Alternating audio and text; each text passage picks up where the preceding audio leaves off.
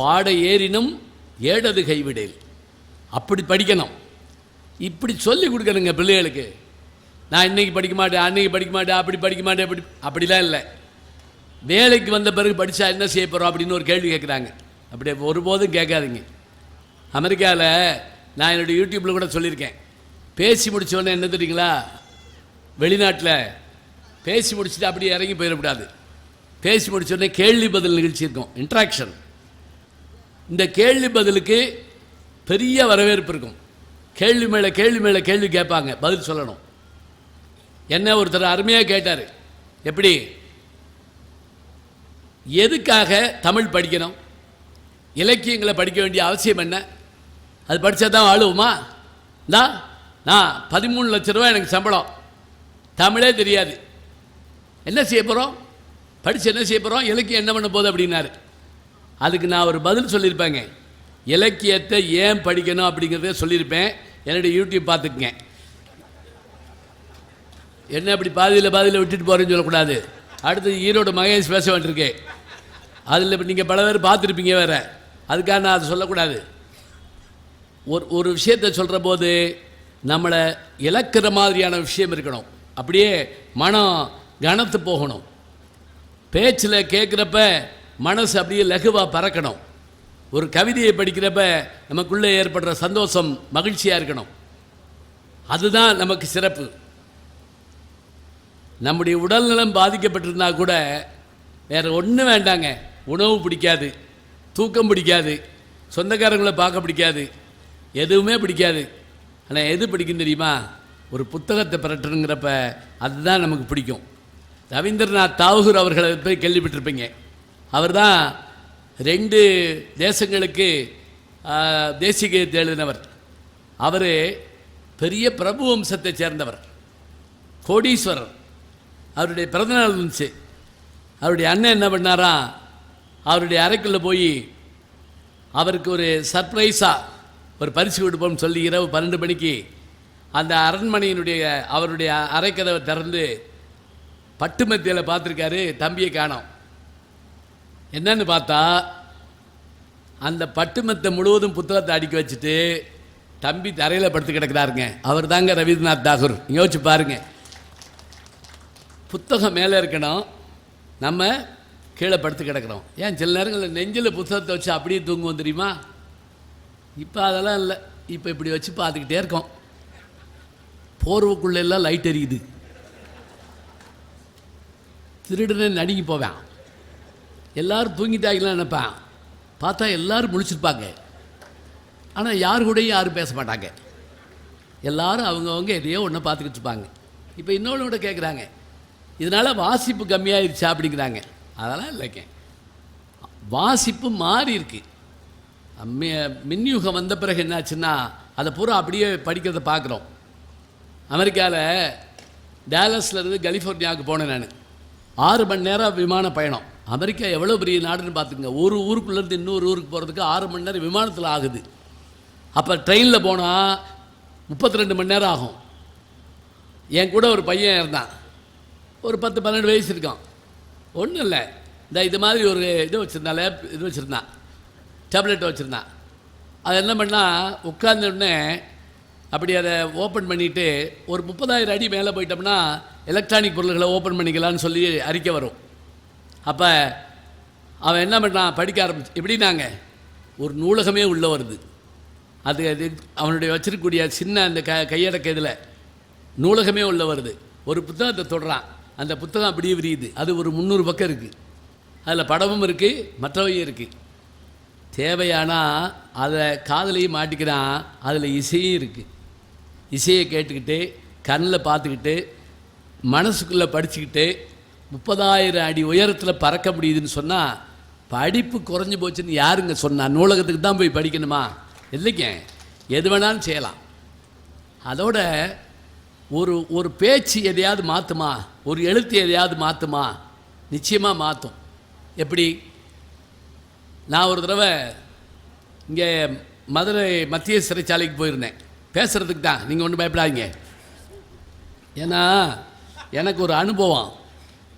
ஒரு தடவை நான் சென்னை போகிறதுக்கு பஸ்ஸில் ஏறி உட்காந்துருந்தேன். ஒருத்தர் வந்தவர், சார் நல்லா இருக்கீங்களா, ஜெயிலில் பார்த்தோமே அப்படின்ட்டு போயிட்டாரு.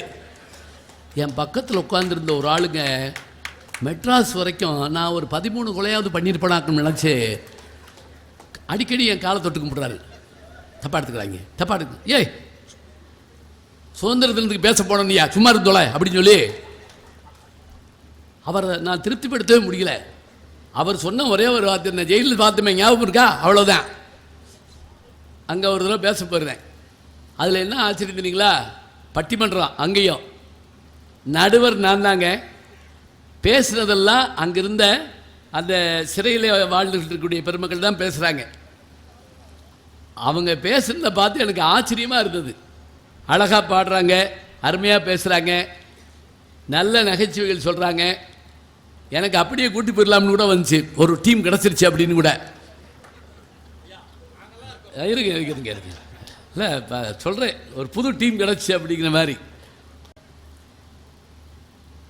பேசிட்டு வந்துட்டேன். ஒரு 1.5 மாதம் கழிச்சு புதிய தலைமுறைன்னு ஒரு பத்திரிக்கை, அதில் ஒரு செய்தி வந்ததுங்க. என்னென்னு பார்த்தா, ஒருத்தர் வீட்டிலேயே நூலகம் திறந்திருக்காரு. எங்கே அருப்புக்கோட்டை பக்கத்தில் ஆவியூருக்கு தாப்பில் வீட்டிலேயே நூலகம் திறந்திருக்காரு. அவர் என்ன சொல்கிறாரு, எங்கள் தெருவில் நடந்த சின்ன கலவரத்தில் என் பேரையும் சேர்த்து கொடுத்துட்டாங்க. நான் ஜெயிலுக்கு போயிட்டேன். போய் நான் போயிருந்த நேரம் தான் பேராசிரியர் ஞானசம்பந்தன் பேச வந்திருந்தார். அப்போ ஒரு புத்தகத்தை பற்றி ரொம்ப அழகாக பேசினார்.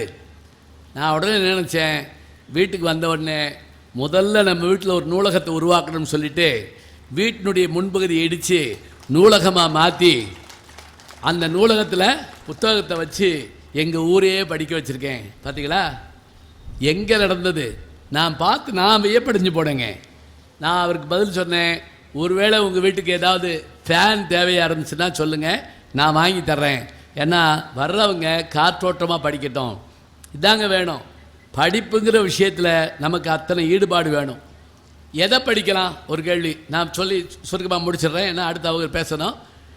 எதை படிக்கலாம் அப்படின்னு கேட்டால் எல்லாத்தையும் படிக்கலாங்க. சங்க இலக்கியமாக படிக்கலாம். சொன்னாங்க இல்லையா, 2000 ஆண்டுகளுக்கு முற்பட்ட தமிழனுடைய நாகரிகத்தை நீங்கள் தெரிந்து கொள்ள வேண்டுமென்றால், மதுரையினுடைய வரலாற்றை தெரிய வேண்டும் என்று சொன்னால் மதுரை காஞ்சி படியுங்கள், நெடுநல் வாடை என்ற ஒரு நூலை படியுங்கள். மதுரை நக்கீரனார் பாடிய நெடுநல் வாடை படியுங்கள். நெடுநல் வாடை, நெடுநாள் வடைன்னு எழுதிடப்படாது, நெடுநல் வாடை, வாடை நல்வாடை நெடுவாடை, அவ்வளோதான். மதுரை காஞ்சி, மதுரையை பற்றி அவ்வளவு அழகாக இருக்குங்க. நேர்முக வர்ணனை. என்னைக்கு அரங்கேற்றம் பண்ணப்பட்டது தெரியுங்களா, திருவோண நன்னாள் அன்று தான் அரங்கேற்றம் பண்ணப்பட்டது மதுரை காஞ்சி. மதுரையை பற்றி நீங்கள் தெரிஞ்சுக்கிறதுனா அதில் தெரிஞ்சுக்கலாம். அது மட்டும் இல்லை, மதுரையை பற்றி அன்னை பாடின பாட்டு தான் தெரியுமா, இப்போ இருக்க பாட்டு இல்லையா, எவ்வளோ சொல்லலாம். மதுரைக்கு ஒரு புலவர் வர்றார். இந்த வரலாற்று நான் எதில் படித்தேன் அப்படின்னு கேட்டிங்கன்னா,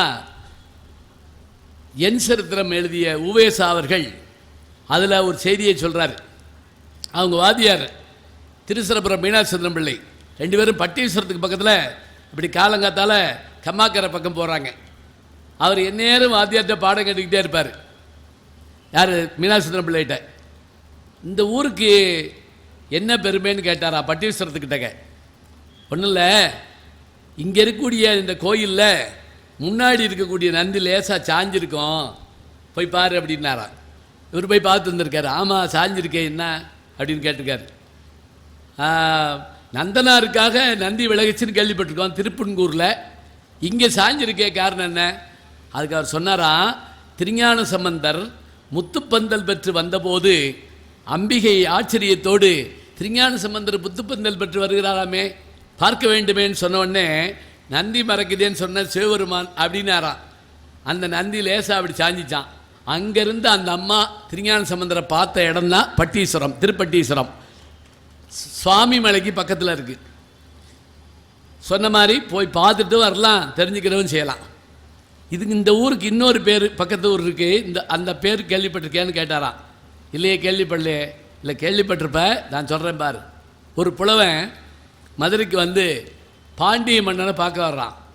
பார்க்க வந்தால் பார்க்க முடியல, அவ்வளோ சுலபமாக பார்க்க முடியுமா? முடியாது. 1 நாள் 2 நாள் 3 நாள் ஆச்சு. பசி தாங்க முடியல, குளிர் தாங்க முடியல. அவன் என்ன பண்ணா, கையை அப்படி கட்டிக்கிட்டு அப்படியே சுருண்டு படுத்து கிடக்கிறான். அந்நேரம் ஆகாயத்தில் பறவைகள் பறந்து போகுது. அதை பார்த்துட்டு என்ன பண்ணுறான் தெரியுமா, பறவை வீடு தூது மாதிரி ஒன்று அனுப்புகிறான். அந்த காலத்தில் தூது அனுப்புறதுலாம் என்ன அப்படின்னா, மேகத்தை தூது விடுவாங்க, தென்றலை தூது விடுவாங்க, தமிழை தூது விடுவாங்க. இன்றைக்கி இருக்கா தூது விடுறது? இருக்கு. மெசேஜ் இருக்குல்ல, அது விரல் விடு தூது. ஞாபகம் வச்சுக்கங்க, விரல்லையே போடுறோம்ல, அது விரல் விடு தூது. இவன் இந்த புலவன் பார்த்துட்டு அந்த பறவைகளை பார்த்து சொன்னானா, எப்படி சிவந்த நிறமுடைய பனங்கிழங்கை பிறந்ததை போன்ற மூக்கை உடைய. பனங்கிழங்கு சாப்பிட்டுக்கீங்களா? சில பேருக்கு பனங்கிழங்கெல்லாம் சாப்பிட தெரியாது, எடுத்து நச்சு நச்சுன்னு அப்படி திங்கக்கூடாது. முதல்ல பனங்கிழங்க தலைகளாக பிடிச்சி அதை உரித்து நடுவில் இருக்க நரம்பை எடுத்து போட்டுட்டு கொஞ்சம் கொஞ்சமாக ஒடிச்சு கரும்பு துண்டு திங்கிற மாதிரி திங்கணும். நாராய் நாராய் செங்கால் நாராய் பழம்படு பனங்கின் கிழங்கு பிளந்தன்ன பவளக்கூர்வாய் செங்கால் நாராய். நேராக அதுக்கு ஒரு விண்ணப்பம் கொடுக்குறாரு பாருங்க அவர். நீயும் நின் மனைவியும், கூட போகிறது ஒய்ஃபா, நீயும் நின் மனைவியும் தென்திசை குமரியாடி. புரியுது இல்லையா? தென்திசை குமரியாடி வடதிசை ஏகுவீராயின். எங்கூர் பக்கம் போனீங்கன்னா எம்மூர் சத்திமுற்று வாவியில் தங்கி, சத்திமுற்றம் தான் அவர் ஊர், எம்மூர் சத்திமுற்றத்து வாவியில் தங்கி. அங்கே வாவின்னா குளம்னு அர்த்தம். வாவியில் தங்கி எங்கள் வீடு அடையாளம், பின்கோடெல்லாம் சொல்லணும்ல, அடையாளம் என்ன தெரியும்? மழை பெஞ்சு ஒழுகி செவர் கீழே விழுந்து கிடக்கு எங்கள் வீடு. அது நனை சுவர் கூரை கனைகுரல் பள்ளி பாடு பார்த்திருக்கும். என் மனைவி பள்ளி சொல்கிற பலனை பார்த்துக்கிட்டு இருப்பா. அவளை பார்த்து எம்கோன் மாறன் வழுதி கூடலில், வழுதினா யாரு? பாண்டிய மன்னன். கூடல்னா மதுரை. கூடலில் ஆடையின்றி வாடையில் மெலிந்து. என்ன அழகான வார்த்தை பாருங்க. ஆடையின்றி வாடையில் மெலிந்து கையது கொண்டு மெய்யது புத்தி காலது கொண்டு மேலது தளி பேழையில் இருக்கும் பாம்பன உயிர்க்கும் ஏழையாளனை கண்டோம் என்று நீ போய் சொல்லணும்னு சொல்லி, கண்டதும் என்று நீ சொல்லுன்னு சொல்லி அந்த புலவன் பாடினானா. இதை நகர்மலம் வந்த பாண்டிய மன்னன் கேட்டுட்டு அந்த பாட்டில் சொக்கி போய் அந்த புலவன் என்ன பண்ணானா, அப்படியே அரண்மனை கூட்டு போய் எல்லாவற்றையும் கொடுத்து அனுப்பினான்ங்கிற கதையை நம்ம கேட்குறோம். அந்த ஊர் சத்திமுற்றம் அப்படின்னு யார் சொல்கிறா? திருச்சிரபுரம் மீனாட்சி சுந்தரம் பிள்ளை ஊவேசாவுக்கு சொல்கிறாரு. ஒன்று படித்தா இன்னொன்னோட ஒப்பிட தெரியணுங்க. ராமாயணம் படிக்கிறோமா, ஒப்பிட்டு பார்க்கணும். மகாபாரதம் படிக்கிறோமா, ஒப்பிட்டு பார்க்கணும். கந்தபுராணம் படிக்கிறோமா, ஒப்பிட்டு பார்க்கணும். கந்தபுராணத்தில் வருகின்ற சூரபத்மன் 108 அண்டங்களை 1008 ஆண்டுகள் ஆண்டான் அப்படின்னு படிக்கிறோம். சிரிப்பு தாங்க முடியல நமக்கு. பொய் சொல்ல ஒரு அளவே கிடையாது அவங்களுக்கு அப்படின்னு நம்ம நினைக்கிறோம். அப்படி இல்லைங்க. பூமியை போல அண்டங்கள் இருக்கின்றனன்னு நம்முடைய புராணங்கள் சொன்னால் நம்பலை. இப்போ அமெரிக்காக்காரன் ஒரு தொலைநோக்கி வச்சுருக்கான், ஜேம்ஸ் வெப், அந்த தொலைநோக்கிக்கு பேர். அது வியாழ கிரகத்தை படம் எடுத்து அனுப்புது. அதுபோல் இங்கே இருக்கக்கூடிய இந்த அண்டம் மாதிரி பல்வேறு அண்டங்கள் தனியாக இருக்குது அப்படிங்கிறத இன்றைக்கு ஜேம்ஸ் வெப் கேமரா நமக்கு சொல்லுது. இது சொன்னால் நம்புவோம், நம்மளா சொன்னால் நம்ப மாட்டோம். புராணத்தில் சொன்னால் என்ன செய்கிறோம்? இல்லைன்னு சொல்லிடுறோம். ஆனால் அவையெல்லாம் இருக்கின்றன. இவற்றை நாம் ஒப்பிட்டு பார்த்து தெரிந்து கொள்ள வேண்டும். ஒரு செய்தியோட முடிக்க போகிறேன். என்ன? இப்போ ஸ்டீவன் ஹாக்கின்ஸ்னு ஹாலிவுட்னுடைய மிகப்பெரிய ஸ்டார் டைரக்டர், அவருடைய படங்களில் நீங்கள் பார்த்தீங்கன்னா அயல் கிரக மனிதர்களை பற்றிய படங்கள். அயல் கிரகத்தில் மனிதர்கள் இருப்பார்களாம். அவர்கள் என்ன மாதிரியான ஆடை போட்டிருப்பாங்க, இந்த மாதிரி ஒரு நம்ம குழப்பம் வரும். இதுக்கு நீங்கள் மகாபாரதத்துக்குள்ளே போனீங்கன்னா கண்டுபிடிக்கலாம். எப்படி தெரியுமா? இந்திரன் ஒரு நாள் தன்னுடைய மகனாகிய அர்ஜுனனை பார்க்க வர்றான். வந்து நீ எனக்கு ஒரு உதவி செய்யணும்.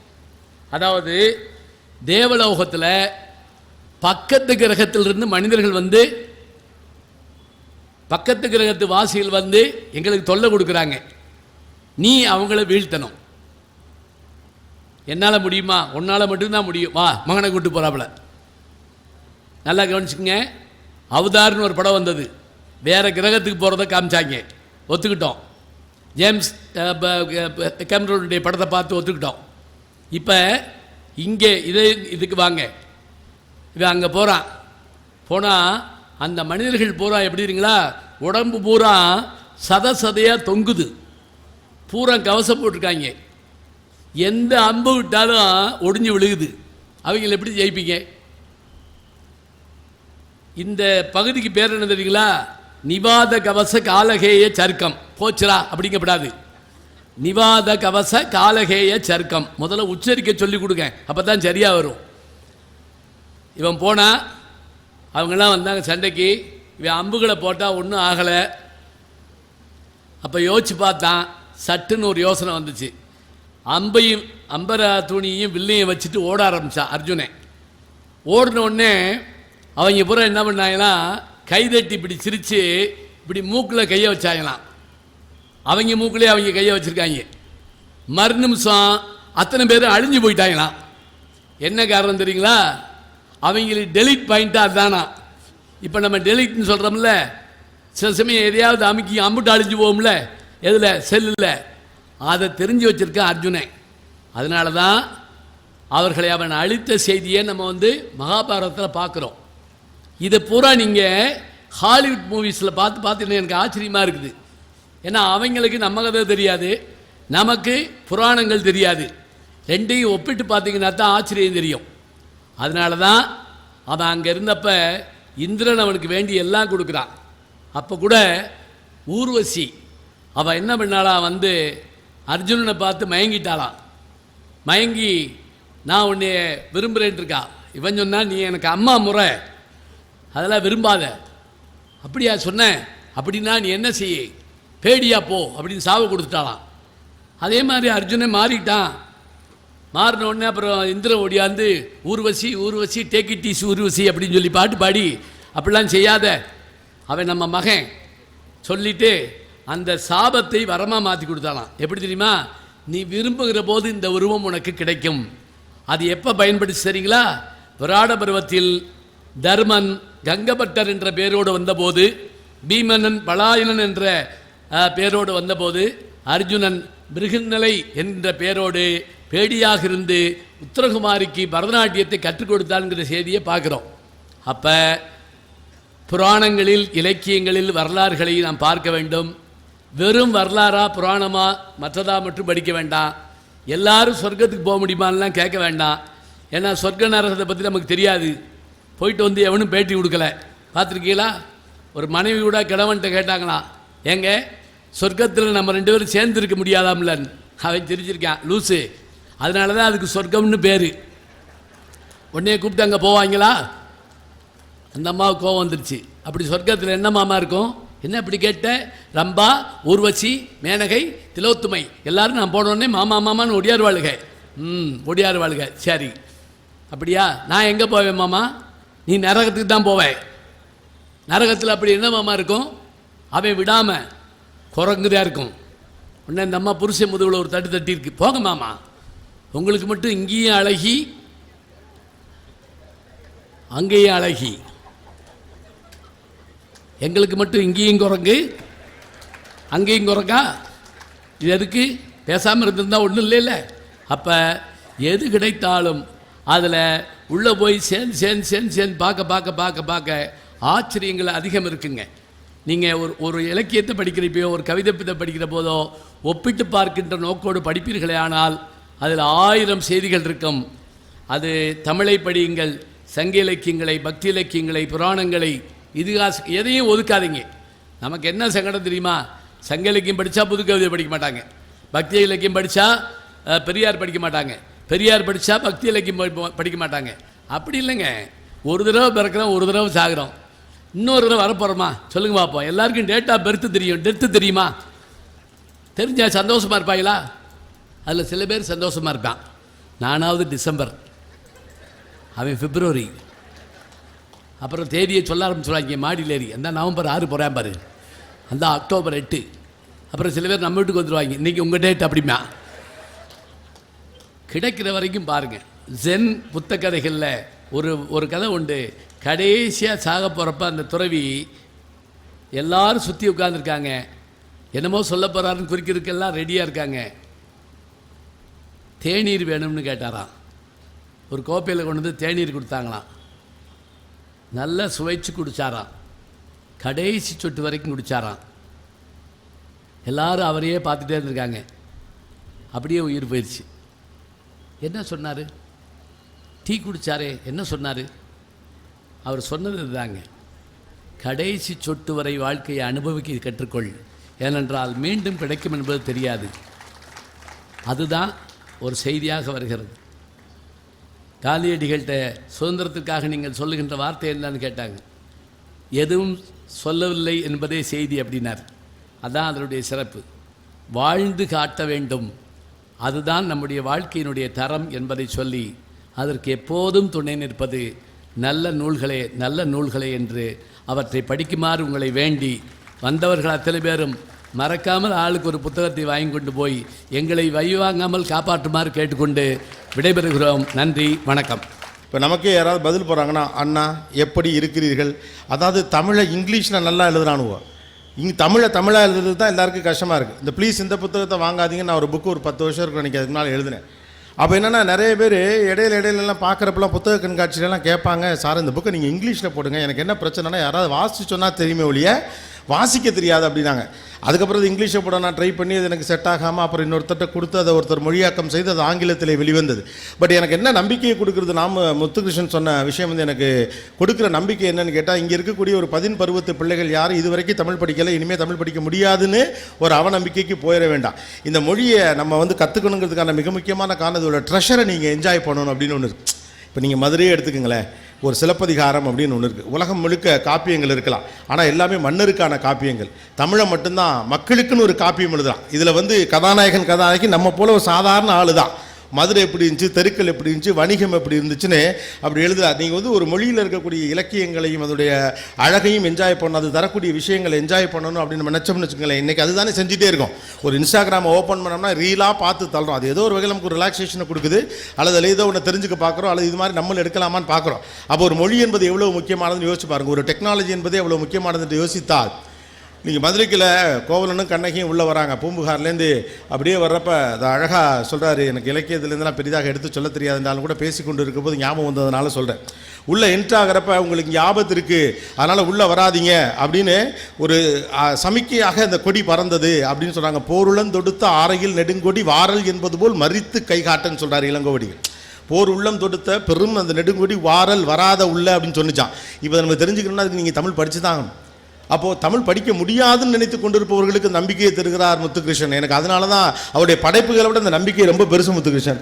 எனக்கு என்ன ஆச்சரியம்னா, நீ ஏன்னா நம்ம ஒரு முக்கியமான இடத்தை பிடிப்பதற்கு அதனுடைய பேச்சாளர்கள் தான் முக்கியமான காரணம். இப்போ கூட பேசினப்போ சொன்னாங்க கோபிநாத் தான் அந்த நிகழ்ச்சியுடைய முக்கியமான ஆள். நான் எப்போதுமே சொல்லுவேன், அந்த கிரெடிட்டை நான் எடுத்துக்கவே மாட்டேன். என் நிகழ்ச்சியின் பங்கேற்பாளர்கள் தான் என்னுடைய ஹீரோக்கள். அவங்க தான் இந்த ஷோ இத்தனை வருஷமாக நடத்துகிறாங்க. நான் கூட சேர்ந்து ட்ராவல் பண்ணுறேன், அவ்வளோ மட்டும்தான். இருக்கிறதுல உண்மையிலே ஈஸியான வேலை என் வேலை தான். அங்கே இருக்கிறதுல ஈஸியான வேலை என்னுடைய வேலை தான். ஸோ அந்த நிகழ்ச்சியை கவனிக்கக்கூடிய அளவுக்கு உருவாக்கின பல்வேறு பேச்சாளர்களில் முத்துகிருஷ்ணன் முக்கியமானவர். அவர் பல வருடங்கள் தமிழே தெரியாமல் இருந்தவர். நம்பரை வச்சுக்கிட்டு திருப்பரங்குன்றத்தையும் திருநகரையும் படித்து போயிருக்கிற ஒரு மனுஷன் பாதிக்கு அப்புறம் தமிழ் படித்து இவ்வளவு செஞ்சுருக்காரு அப்படின்னா விட்டுறாதீங்க. இதுக்கு மேலே முடியாது நினைக்கிற ஆளுங்களாம் இன்றைக்கி நைட்டே கிளம்பிடுங்க, உடனே ட்ரை பண்ணி பார்த்துருங்க. எழுத்து கூட்டி படிக்கலாம், தப்பு ஒன்றும் கிடையாது. என்ன இருக்குது, நம்ம மொழி எழுத்து கூட்டி படிக்கிறதுனால 7 வயசாச்சு இதுக்கப்புறம் தமிழ் படிக்கிறேன்னு யாராவது கேட்டால் இப்படி சொல்லுங்கள், இந்த ஆள் ஒருத்தர் பெரிய லெவலில் டாக்குமெண்ட் பண்ணி வச்சு இன்றைக்கி இவ்வளோ புத்தகங்கள் எழுதுகிற ஒரு மனுஷர் இடையிலிருந்து தான் தமிழை படித்திருக்கிறார் அப்படின்னு. பிறந்ததுலேருந்தே படிக்கணுங்கிற அவசியம்லாம் எல்லாம் மிஸ் பண்ணியிருந்தீங்கன்னா படிங்க, பிள்ளைங்கள்லாம் படிச்சிருங்க, நான் வேணான்னு சொல்லலை. ஆனால் நமக்கு ஒரு அவநம்பிக்கை இருக்கும்ல, அதுக்காக சொல்லணும். நிறைய பேர் இன்றைக்கி மீடியாவில் இருக்கக்கூடிய பிள்ளைகளுக்கே பாவம் நிறைய பேருக்கு தமிழ் தெரியல. எந்த ரா போடுறது, எந்த நா போடுறது, எந்த மா போடுறது ஒன்றும் புரியலை. ரானா அந்த அதுக்கு ஒரு ஜோக்கு கூட பட்டிமன்றத்தில் அடிக்கடி சொல்லுவாங்க.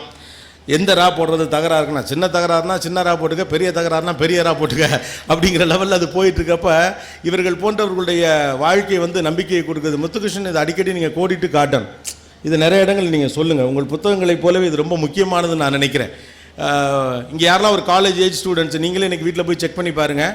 நம்ம எல்லோரும் நம்ம சொந்தக்கார தாயப்பில் குரூப்பில் வாட்ஸ்அப்பில் இருக்காங்க நம்ம குரூப்பு, அதில் இருக்க 20 பேரை கூட நம்மளால் கரெக்டாக எழுத முடியுமா அப்படிங்கிறது தெரியல. மொழி வளர்ச்சிக்காக படித்தல் என்பது ஒன்று, ஆனால் அதை விட ரொம்ப முக்கியம் அந்த மொழியினுடைய அற்புதமான விஷயங்களை என்ஜாய் பண்ணுறதுக்காக படிங்க.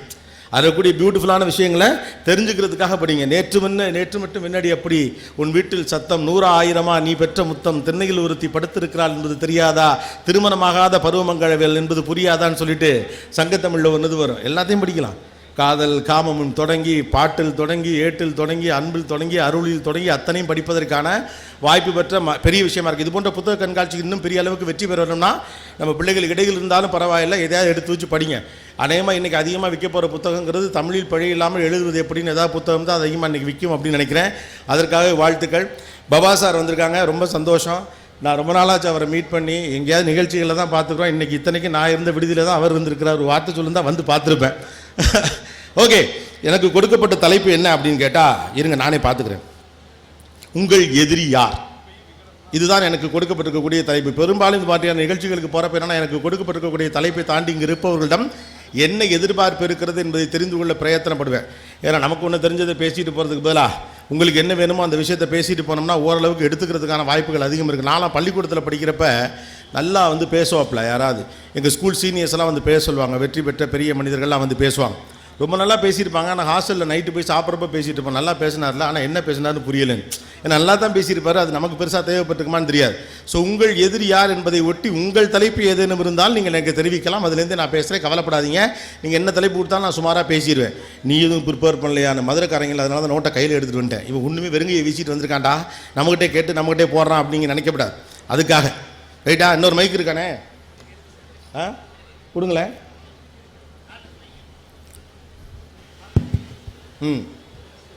தெரியும் இதான் நடக்கும்னு. அதான் எங்கிட்ட இருக்கே உள்ள. நம்ம நாட்டோட சிக்கல் இது. எவனுக்கு இருக்கோ அவனுக்கே தான் திரும்ப திரும்ப கிடைக்கும், இல்லாதவனுக்கு கொடுக்கவே மாட்டாங்க. என்ன முருகன் இப்படி நின்றுட்டீங்க? உங்கள் ஊரில் தான் கொடுப்பீங்களா? கையை தூக்குனா தான் கொடுப்போங்கிறீங்களா? என்ன தலைப்பு இருக்குன்னா மணியெல்லாம் இருக்காப்புல கொடுங்க. மதுரை இளம் தலைமுறை மீடியா பிள்ளைகள்லாம் இருக்காங்க. ஸ்பீக்கர்கிட்ட போகுது, சொல்லுங்கள். மிச்சப்படுற தலைப்பெல்லாம் நீ எனக்கு யூஸ் பண்ணிக்கலாம். நான் என்ன தலைப்பில் பேச வேண்டும் என்று நீங்கள் ஆசைப்படுகிறீர்கள்? உங்கள் எதிரி யார் என்கிறதுலேருந்து தான் நம்ம தொடங்க போகிறோம். அதற்கு ஊடாக உங்கள் தலைப்பு ஏதேனும் இருக்கும் என்றால் நீங்கள் தகவல் தெரிவிக்கலாம். வாசிப்பு என்ன தரும்? வாசிப்பு என்ன தரும்? அநேகமாக என்ன அதை தான் சொன்னேன்னு நினைக்கிறேன். யார் அது? மணியா? ஆமாம், மணி. ஓகே, வாசிப்பு என்ன தரும். ஓகே, வேறு வேறு இந்த பக்கம். கேமராமேன் கேட்குறாரு, கொடுங்க சார். உங்கள் நியானா தலைப்பு எல்லாமே ரொம்ப ஒண்டர்ஃபுல்லாக இருக்கும். அதோடைய லாஸ்ட் கன்க்ளூஷனுமே ரொம்ப அழகாக இருக்கும். அது எல்லாமே ஏற்றுக்கிற மாதிரி தான் இருக்கும். இப்போ புத்தக திருவிழாவில் உங்களை பார்த்தோன்னே பேச்சே வரல சார். ஆனால் நீங்கள் ரொம்ப அழகாக பேசுகிறீங்க இங்கே. We are very happy to see you. சர்ப்ரைஸாக இருந்தது எங்களுக்கு. ஸோ தலைப்புன்னு பார்த்தீங்கன்னா, இந்த புத்தக கண்காட்சியை பொறுத்த வரைக்கும் ஸ்டூடெண்ட்ஸ்க்கு எப்படி சார் இப்போ இருக்கிற ஜெனரேஷனுக்கு புக்ஸோட இம்பார்ட்டன்ஸ் எப்படி கொடுக்குறது? ஸ்கூல் புக்ஸ் படிக்கிறதே ரொம்ப கஷ்டமாக ஃபீல் பண்ணும்போது ஜென்ரல் புக்ஸ் பற்றி அவங்க எப்படி சார் படிப்பாங்க? ஓகே, ஆமாம். ஏற்கனவே சிலபஸ் அதிகமாக இருக்குது, அது ரேட்டு தானே. அதை பிடிச்சி தொங்குறதுக்கு இங்கே சரியாக இருக்குது. இது போய் எக்ஸ்ட்ரா எங்கடா படிக்கிறது அப்படின்னு. ஓகே, வேறு தலைப்பு. அரசியல் நீங்களாக கேட்குற கேள்வி இது. உங்களின் பொது எதிரி யார் அப்படின்னு எதிர்பார்க்குறேன். உங்களின் பொது எதிரி யார்? ஓகே, இது அரசியல் ரீதியாக சமூக ரீதியாக பல்வேறு காலகட்டங்களில் ஒரு அபாயகரமான காலகட்டத்தில் வாழ்கிற அந்த காலகட்டத்தில் உங்களின் பொது எதிரி யாருன்னு கொஞ்சம் நீங்கள் அடையாளம் காட்டினா அது எங்களுக்கு பிரயோஜனமாக இருக்குது. அவங்க குறிப்பாக மதுரைக்காரங்க அடையாளம் காட்டினா நாங்கள் இன்னும் கொஞ்சம் வீறு கொண்டு எழுவோம். என்னது? மதுரைக்காரங்களுக்கு இன்னும் கொஞ்சம் கூடுதல் அடையாளம் காட்டினீங்கன்னா இன்னும் கொஞ்சம் வீறு கொண்டு எழுவோம். ஒன்றும் வீறு கொண்டெல்லாம் எழுத வேணாம். ஏற்கனவே ஆகுன்னா மதுரைக்காரங்கன்னா பயமுறுத்துறிய. இதில் 10க்கு வீறு கொண்டு எழுவோம், வீறு கொண்டு எழுவோம். பேச கிட்ட வர்றவன்ட்டையும் ஐயோ சொல்லலைன்னா அடிப்பாங்க போல் இருக்கு அப்படிங்கிற ஃபீலிங்க. எஸ், வேறு வேறு தலைப்பு இருக்கா? பெண்கள் சார். பெண்களின் பாதுகாப்பு இன்று வளர்கிறதா இல்லை தாழ்கிறதா? பெண்களின் பாதுகாப்பு வளர்கிறதா இல்லை தாழ்கிறதா? நீங்க தான் சொல்லணும். சொல்லுங்க. பெண்களின் பாதுகாப்பு வளர்கிறதா குறைகிறதா? சரி, ஓகே. வேற வேற வேற வேற சொல்லுமா.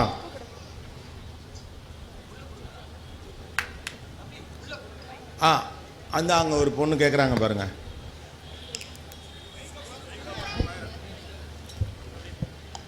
மைக்கை பாஸ் பண்றது எவ்வளவு கஷ்டமா இருக்குன்னு தெரியுதா?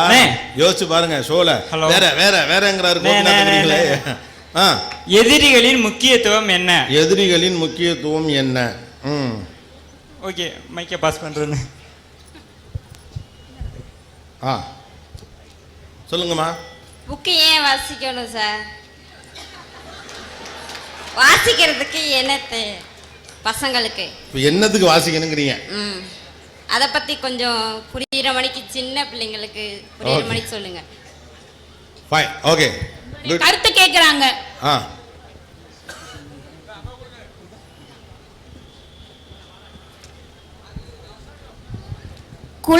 குழந்தை வளர்ப்பை பத்தி நிறைய பேசியிருக்கீங்க சார்.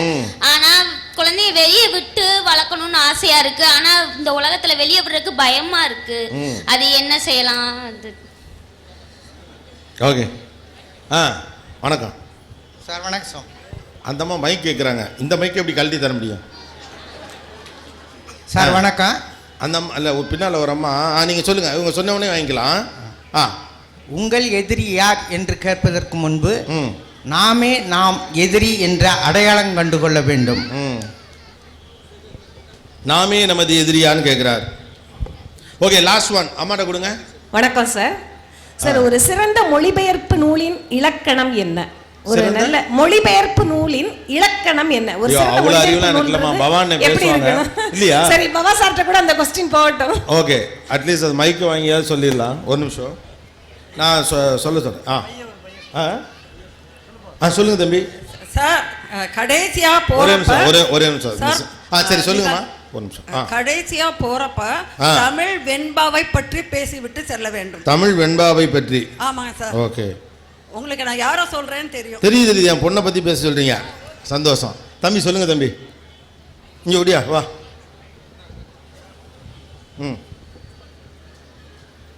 இ-புக்ஸ் வந்து எவ்வளவோ வந்திருக்கு.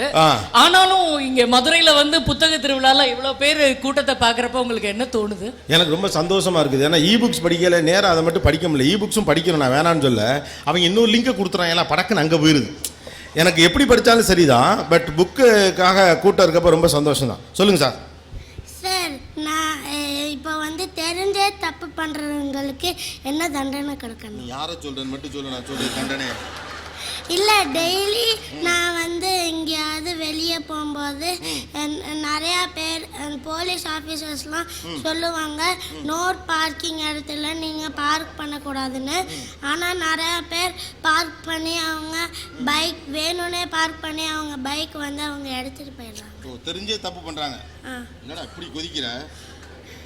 மதுரை கலெக்டர் வந்திருக்காரா? இந்த அடுத்து இருக்காரு பார், இந்த பார் போய் சொல்லிட்டோம்.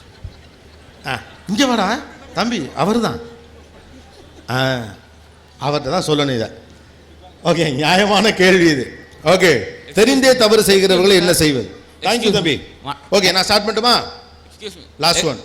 Excuse me sir. வணக்கம் சார். நிறைய புக்ஸ் படிக்கிறனால அறிவு மேம்படுன்றாங்க, அது எந்த மாதிரி சார்? அறிவு மேம்படுமான்னு கேட்குறீங்களா? இல்லை, நிறைய புக்ஸ் படிக்கிறனால அறிவு மேம்படும் அப்படின்னு நிறைய பேர் சொல்லியிருக்காங்க. அது எந்த மாதிரி, ஹவு டு இம்ப்ளிமெண்ட் அந்த மாதிரி கொஞ்சம் கொஞ்சம். ஓகே, ரைட், ஸ்டார்ட் பண்ணலாம். என் நெஞ்சை தொட்டதும் சுட்டதும். என்னங்க இது, ஸ்கூல் டீச்சரா? இல்லையா? நெஞ்சை தொட்டதும் சுட்டதும் செமையா இருக்கே இது. நெஞ்சை தொட்டதும் சுட்டதும், நைஸ். ஓகே, ஸ்டார்ட் பண்ணிட்டுமா நான்? ஏன்னா அடுத்தடுத்து. ஓகே, வாசிப்பு என்ன தரும்? ஸ்டூடெண்ட்ஸே இன்றைக்கி புக்குக்கு இம்பார்ட்டன்ஸ் எப்படி கொடுப்பாங்க? உங்களின் பொது எதிரி யார்? பெண்கள் பாதுகாப்பு வளர்கிறதா? எதிரிகளின் முக்கியத்துவம் என்ன? எண்ணத்திற்கு வாசிக்கணும்? குழந்தை வளர்ப்பு பயமாக இருக்குது வெளியில் அனுப்ப. நாமே நமது எதிரியா? வெண்பா பற்றி சொல்லுங்கள். இ-புக்ஸு. தெரிந்தே தவறு செய்கிறவர்கள் என்ன செய்வது? அறிவு மேம்படுமா? உங்கள் நெஞ்சை தொட்டதும் சுட்டதும். ஓகே, நான் முதல்ல வாசிப்பு பற்றி நிறைய இளைஞர்களுக்கு கேட்டதுனால அதுலேருந்து தொடங்கணும் அப்படின்னு ஆசைப்பட்றேன். ஆக்சுவலி என்னென்னா, ரீசெண்ட் இயர்ஸாக பார்த்தீங்கன்னா ஒரு காலகட்டத்திற்கு பிறகு ரொம்ப கமர்ஷியலாக நம்ம மாறின பிறகு இளைஞர்கள் அதிகம் கவனம் செலுத்துவது தங்களுடைய உடலை நல்லா வச்சுக்கணுங்கிறதுல கவனம் செலுத்துகிறாங்க. இளைஞர்கள் மட்டுமில்லை, பெரியவர்களுமே கூட கடந்த காலத்தோடு ஒப்பிட்டு பார்க்குறப்ப நானே பார்த்துருக்கேன். நான்லாம் ஒரு 10 வருஷத்துக்கு முன்னால் மதுரைக்கு வர்றப்ப காலையில் ட்ரெயினில் இறங்கி நம்ம வர்றப்போ ஒன்றும் பெருசாக யாரெல்லாம் வாக்கிங் போயிட்டுலாம் இருக்க மாட்டாங்க. இப்போ பார்த்தா கீழே வந்து ஒரு பயங்கரமாக ஷூவை போட்டுக்கிட்டு கைலியை மடிச்சு கட்டிட்டு பனியனை போட்டுக்கிட்டு ஃபோனை போட்டுக்கிட்டு ஒரு கேரக்டர் பேசிகிட்டே போகுது. வயசான பாட்டி பேசிகிட்டே போகிறாங்க, வயதான பெண்கள் பேசிகிட்டே போகிறாங்க, இளம் பசங்க போகிறாங்க, இளம் பெண்கள் போகிறாங்க, அவ்வளோ பேர் வாக்கிங் போகிறாங்க. எல்லாருக்கும் பாடி ஃபிட்டாக வச்சுக்கணும், க்ரூம்டாக இருக்கணும் அப்படிங்கிற மாதிரி இருக்குது. முன்னாலாம் பார்த்தீங்கன்னா 10ல் 4 பசங்க தான் ஸ்டைலிஷாக ட்ரெஸ் பண்ணுவானுங்க, அழகாக இருப்பானுங்க. இப்போலாம் 10க்கு 9 பசங்க அழகாக இருக்கானுங்க. எந்த பையலை பார்க்குறது எந்த பையலை பார்க்காம இருக்குதுன்னே பொம்பளை பிள்ளைகளுக்கு தெரியாத அளவுக்கு பயலுக்கு அழகாக மாறிட்டாங்க. ஏன்னா அவ்வளோ தூரம் தங்களை க்ரூம்டாக வச்சுக்கிறாங்க. லாஸ்ட் 10-15 இயர்ஸில் பிகாஸ் ஆஃப் த கமர்ஷியலைசேஷனோ என்னவோ ஏதோ ஒன்று, ஆனால் நல்ல விஷயம் தான் க்ரூம்டாக இருக்கிறது. எப்படி உடம்புக்கு ஒரு தீனி வேணுமோ அதே போல் மனதுக்கு ஒரு தீனி வேணும். என்னத்துக்கு வாசிக்கணும் அப்படின்னு ரொம்ப சோகமாக ஒருத்தங்க கேட்டாங்க. இதனால் என்ன விளைய போகிறது நினைத்து கொண்டு எதையுமே படிக்காதீர்கள். முதல்ல நான் உங்களுக்கு சொல்கிறது ஒன்றே ஒன்று தான். இதனால் எனக்கு என்ன விளையப் போகிறது என்று நினைத்து கொண்டு ஒன்றை படிக்கவே படிக்காதீர்கள். அப்படி நீங்கள் படிச்சிங்கன்னா ஊன்றி படிக்க முடியாது, ஆழமாக படிக்க முடியாது. இன்னும் சொல்லப்போனால் அது ஒரு சாபம். என்னை போன்றவர்கள் இப்போ மாதிரி மேடையில் வந்து பேசணுங்கிறதுக்காக ப்ரிப்பேர் பண்ணுறப்போ சில புத்தகங்களை இது பண்ணுறப்போ இந்த பாயிண்ட்டை பயன்படுத்திக்கலாமா, இந்த பாயிண்ட்லேருந்து நம்ம என்ன சொல்லலாம் நம்ம யோசிக்கிறது இருக்குல்ல, அது நிம்மதியாக ஒரு புத்தகத்தை படிக்கவே விடாது. காரண காரியங்களை தேடாமல் ஒரு புத்தகத்தை படியுங்கள். அது ஒரு ஓவியத்தை பார்ப்பதை போன்றது. என்ன பலன் தரும்லாம் யோசிச்சுக்கிட்டே இருக்காதீங்க. வாழ்க்கையில் பெரும் சிரமம். இதனால் எனக்கு என்ன விளையும் என்ற கேள்வி எப்பொழுதும் நீங்கள் கேட்டுக்கொண்டே இருப்பது தான். நாம் புத்தகத்திட்ட கேட்குறோம், மனுஷன்ட்ட கேட்குறோம், சொந்தக்காரன்ட்ட கேட்குறோம், தாயப்பிள்ளைகிட்ட கேட்குறோம், பழகிறவன்ட்ட கேட்குறோம். ட்ரெயினில் எய்த்தாப்பில் ஒரு கிராக்டர் உட்காந்துருக்காப்புல, வாழைப்பழம் 2 வச்சிருக்கோம், பசிக்குது ஒன்று கொடுங்கன்னா கூட அவர்கிட்ட இந்த ஒரு வாழைப்பழத்தை கொடுக்குறதுனால நமக்கு ஏதாவது லாபம் இருக்கா நட்டம் இருக்கா, இவன் கொட்டுக்கிட்டு போயிடுவானா விஷம் வச்சு கொடுத்துருவானாங்கிற அளவுக்கு யோசிக்கிறோம். அப்போ இதனால் எனக்கு என்ன விளைகிறது என்று நினைத்து கொண்டு தயவு செய்து படிக்க நினைக்காதீர்கள். அது ஒன்றை உங்களுக்கு தரும்.